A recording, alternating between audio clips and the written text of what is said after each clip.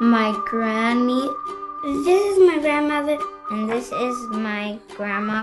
Seniors are very important. I love you, Babcha. We need you. You are loved. When the sun is bright or in the darkest night, we're all in this together. I've got many friends and you are one of them. We're all in this together. It will be okay. Ça va bien aller. Ça va bien aller. I've got many songs to sing, won't you? Sing them too, sing them too.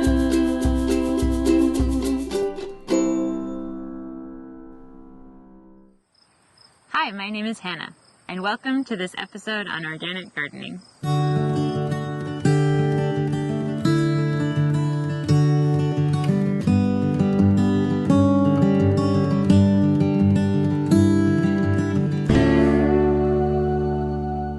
I'm really glad that you could join me here at Agricola Cooperative Farm. We are a organic vegetable and flower farm near Montebello, Quebec, and we also have a specialty in asparagus. We are a cooperative, so we're for people who own and run this farm together, for friends, and we also all live here together. This is our third season of farming, but we've all been doing it for several years before that. And yeah, we grow organic produce for the Ottawa-Gatineau region. My dad is a gardener, and my grandfather was a gardener, and so I really got my love of growing food from them. And yeah, I started working on farms after undergrad, thinking it would just be something I did for a summer or two, but I really fell in love with the work and being outside, working as part of a team, and feeling like I was contributing something meaningful to my community. There's a lot of advantages to farming cooperatively. Like, most people have an impression that farming is really hard. It's definitely a round-the-clock job, and doing it together really lightens the load of that. About 4 years ago, we started looking for a property, and we saw a lot of different properties that were on the market, but we were not really finding our dream farm until we heard through word of mouth about this man, Guy-Louis Poncelet, who had an asparagus farm near Montebello, and that he was thinking of selling his farm. He hadn't listed it yet or anything, but we decided to contact him, and we came and saw it, and we really just fell in love with the place and with him, and we worked with an organization that's based here in Quebec called Arterre that helps people who are looking to pass on their farm to a new generation of farmers, and they really helped us work through what each party was looking for in the long term, and they helped to guide us through the process of us buying the farm from Guy-Louis. And in the 40 years that he ran this farm, he created a lot of folk art around the property on the theme of asparagus, which was his main crop. And this farm just has a really amazing spirit to it, and it's a very enchanting kind of place, so it was easy for us to get captivated by it. And we feel incredibly lucky that Guy-Louis still lives 10 minutes away, and he's very much our mentor, and I know it means a lot to him to be able to see his farm continue and to be loved by a new generation of farmers, and it really means the world to us to have all of his knowledge and expertise and support.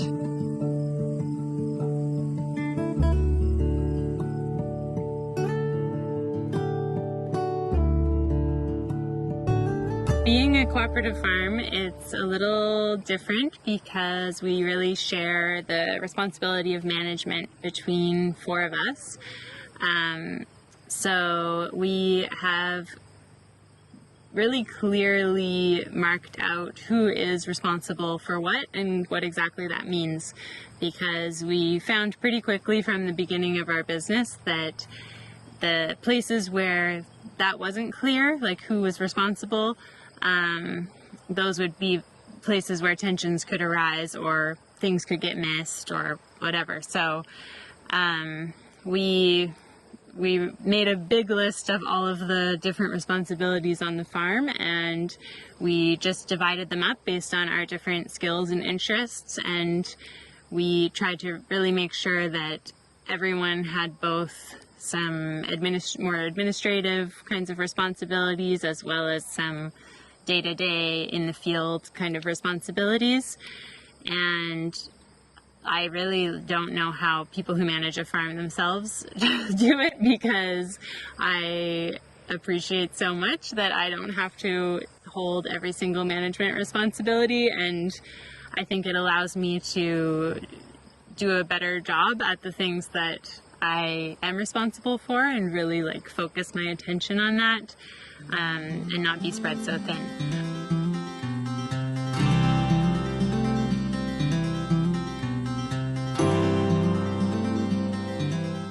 So our farm is certified organic, and organic farming has always been really important to all 4 of us.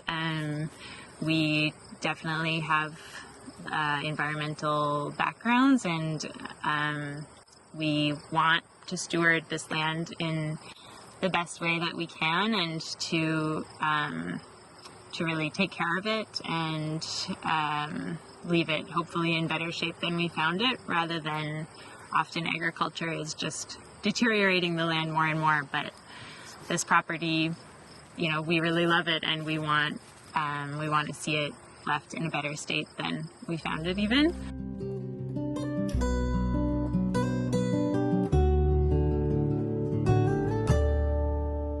To be certified organic, it means a lot of things actually. The Canadian organic standards are hundreds, if not thousands, of pages long of detail. So it's looking at everything from the inputs on your farm, so what kind of fertilizer you're using, what are your methods for weed control, or how do you deal with insect problems, and making sure that your approaches for that are all kind to both the environment and to the people working with or eating the food. But it also, the focus is really on the soil, and making sure that we're protecting all of the life in the soil. And so in the organic inspection, they're asking also about our practices for how we prepare the land and everything we put into there, including like what kind of seed we use, where we get the seed from, what kind of compost we use, what that is made from, and even the techniques that we use. Like if we're not using herbicides for suppressing weeds, then how are we doing it? And they really look closely at all of your practices to make sure that it's as environmentally sustainable as possible.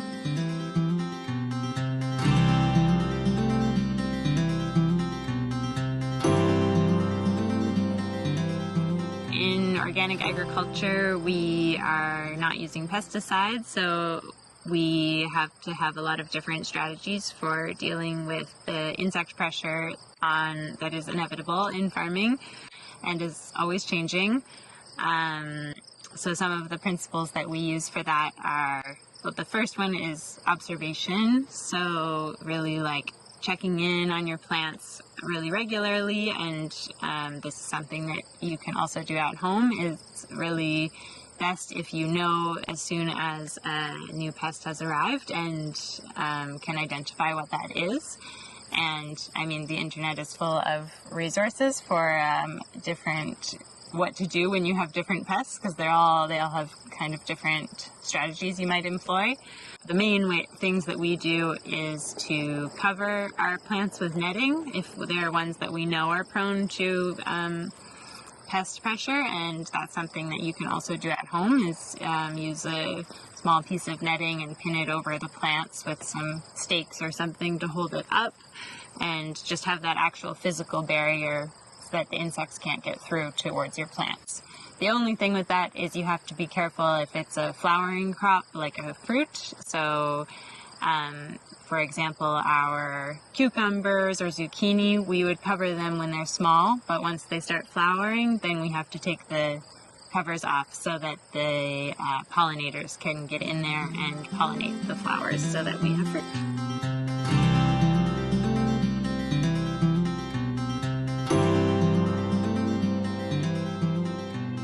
So our farm is 160 acres total. We are currently farming on about 7 of those acres, so there's a lot of forest as well, and we're very lucky to live on a river. On the 7 acres we do grow on, about 3 are asparagus, so that's really our main crop. But then we do the rest in mixed vegetables, so a wide range. I think we grow about 40 different kinds of vegetables at some point during the season, and we also grow cut flowers. So we do bouquets. We have a subscription so people can sign up and get a bouquet once a week, and then we also make bouquets for the market and for our on-farm stand.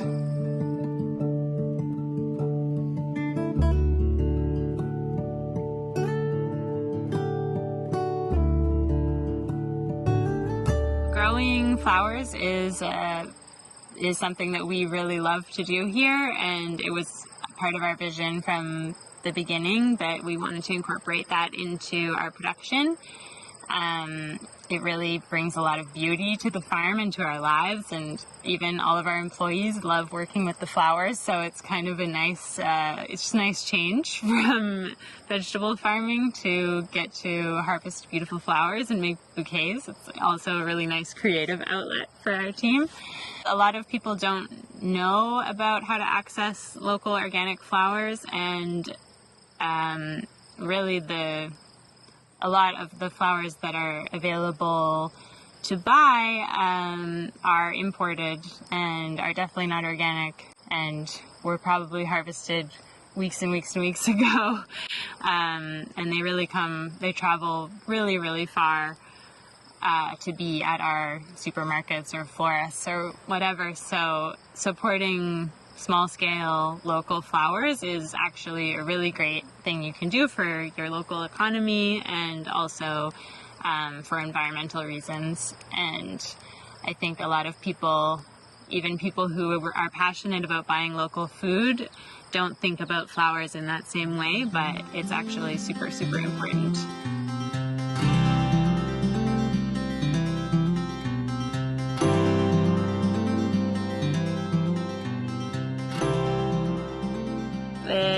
The farm that we bought, it has a big old farmhouse on it, and all 4 of us who run the farm live there, as well as the partner of one of our co-op members, and as well as their baby, their 6-month-old baby Alexi. This season, he's had a lot of visits and care from his grandparents, and also lots of other friends and family have been around and spending time with him. It's also been really nice during the pandemic to have so much outdoor space, so that they were able to introduce him to people and have visitors even when we weren't able to have people in our home. We're really lucky that 3 of the people who live here in the house, they are from the Ottawa area, so it's only about an hour away, and so a lot of family can come and spend time here and help with the baby, and also help out on the farm. And I mean, my family's back on the East Coast, but it's really nice to be able to have those relationships with my friends' parents and other family members who are closer, and we really are, very privileged to have their support. And sometimes we do what we call Family Friday, which is having like all the parents here, and we have a picnic at lunchtime with our employees, and it's like, I think it's a special thing for everyone to be able to have that more intergenerational experience on the farm, and especially with the baby now, Alexi, he's a big draw, especially for the grandparents.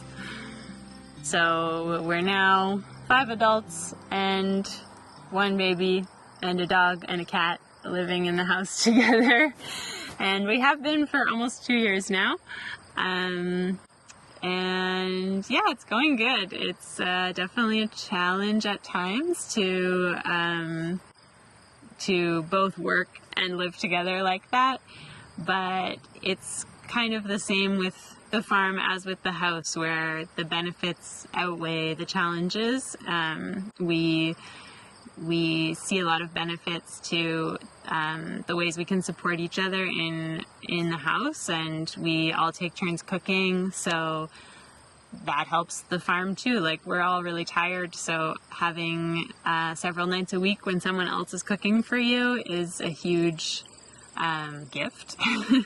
And I think that living cooperatively can have a lot of benefits for people at many different times of life. It certainly has been extra beneficial for us during the pandemic to ward off isolation and to have each other.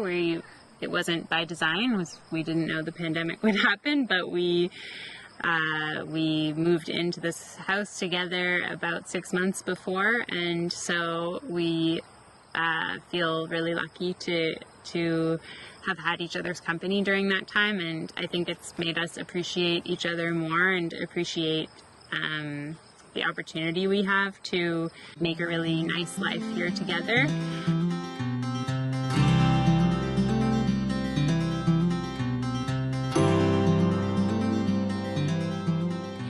I used to work in urban farming in Toronto for several years, and it really brought me a lot of joy to see people just wandering through the farm and reconnecting with that, because I think just seeing plants growing, seeing the produce and seeing the flowers really gives people a lot of life.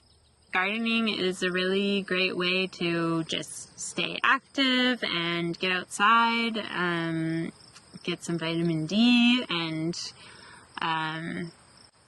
just like getting your hands in the soil, it can really improve both physical and also mental health. And then that just continues into the time when you also get to eat the food that you grew, which is also incredibly beneficial. But I think it's the whole process really can have a lot of great health benefits.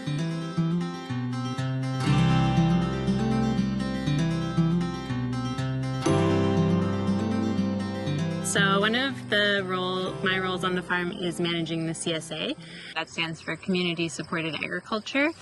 And the idea with the CSA program is that the members of the program, subscribe to our farm for the whole season. And they're supporting our farm by paying upfront at the beginning of the season for the vegetables they're going to receive all year. And this is a huge advantage for small-scale farms, because most of our costs are at the beginning of the season when we're having to buy seed and compost and new equipment and everything. But most of our produce isn't ready for several months after that. And so our CSA members who subscribe to our farm for the season, they are giving us that money up front, and then we can use that to pay for all of our costs throughout the whole season. So they're really like choosing to support one farm, and it's really a great way to encourage local farms in your area. And I really love that because I get to curate what goes into the baskets every week for our members, which is really fun to just think about what people might be cooking at different times of the year, and we send them different recipes. And I take feedback from our members to try to make it a really enjoyable eating experience, but that's designed by us on the farm. And I also get to have really good relationships with all of those members because we correspond, and I answer their questions and see them at the drop-offs, and it's really rewarding to have that direct connection with the members.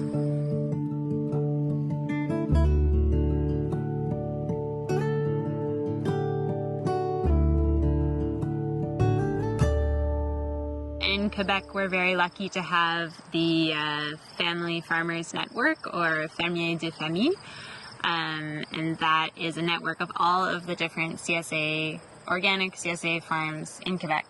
And so you can go to that website and put in your address, and it will show you the ones that are available in your neighborhood, and you can click on the different farms and see their profile and the prices and everything. And it's a great way even to just find out about farms in your area, even if you're not going to sign up for the CSA baskets. Lots of farms do have events or offer tours or volunteer opportunities, or they might be at a local market, and it's good to just be aware of those small-scale organic farmers in your neighborhood.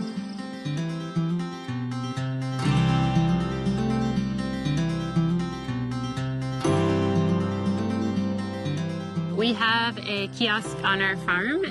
It's a self-serve kiosk, so we stock it every day with whatever is in season from our farm, and people can come and just help themselves. We leave some change out, and there's a money box so people can put their money in and make change. And we also have the option of people sending us an e-transfer for the cost.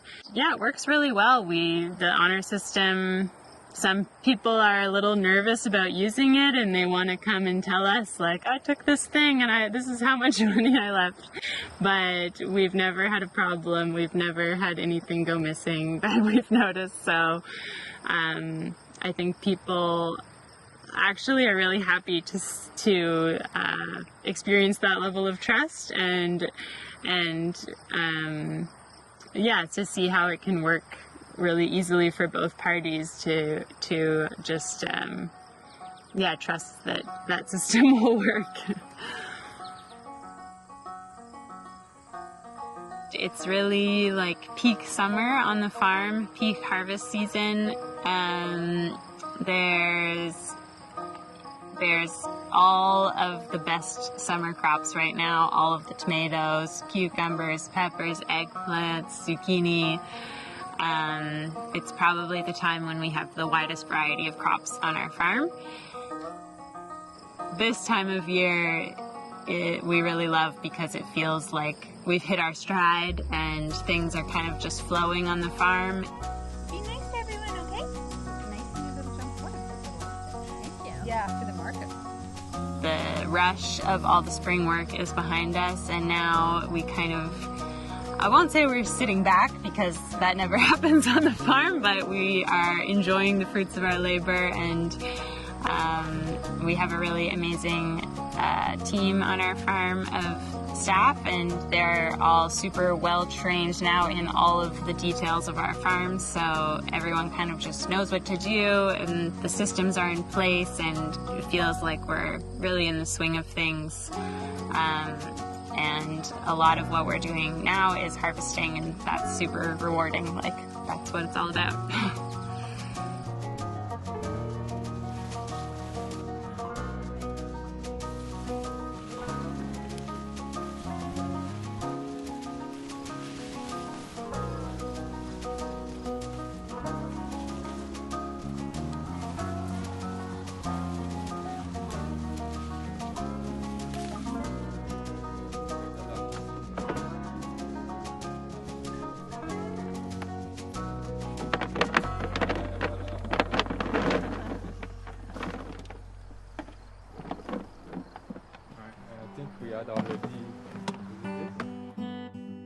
Yeah, I always encourage people to just grow something. Even if it's just an herb in a pot or a few little things on a balcony or a stoop, even houseplants or some sprouts or something, because I think it does really have a lot of benefits for our health and mental health to just see plants growing and to tend to them every day. You don't have to be a farmer or have a giant backyard to experience the joy of that. It can just be something small, and so yeah, I would always tell people, like even kids or people who would come to our farm for tours, just try growing something and see what happens. If it seems interesting or appealing to you to live in a more communal way, then I think you don't even necessarily have to do it as intensively as we are here, which is a bit extreme. But even just having like a regular planned dinner with friends every week, or joining a community garden, all the way up until maybe asking some friends if they would be interested in living together. It's something we associate with being really young, like being in your 20s and having roommates, but I think that I see how a lot of people are really looking for that kind of more day-to-day connection in their lives, and the support and care that can come with it, and I think that it's something that can be great at any age. Thanks so much for joining me for this episode on organic gardening, and if you're interested in learning more about our farm, you can check out our website at farmagricola.com, or come visit us. Our on-farm kiosk is open 7 days a week until the end of October, so you're welcome to stop by, and yeah, enjoy the rest of your summer. When the sun is bright or in the darkest night, we're all in this together. I've got many friends, and you are one of them. We're all in this together. It will be okay. Ça va bien aller. I've got many songs to sing, won't you? Sing them too. I'll see you again at the rainbow's end, in fair or stormy weather. For love is like a smile that says see you in a while. We're all in this together.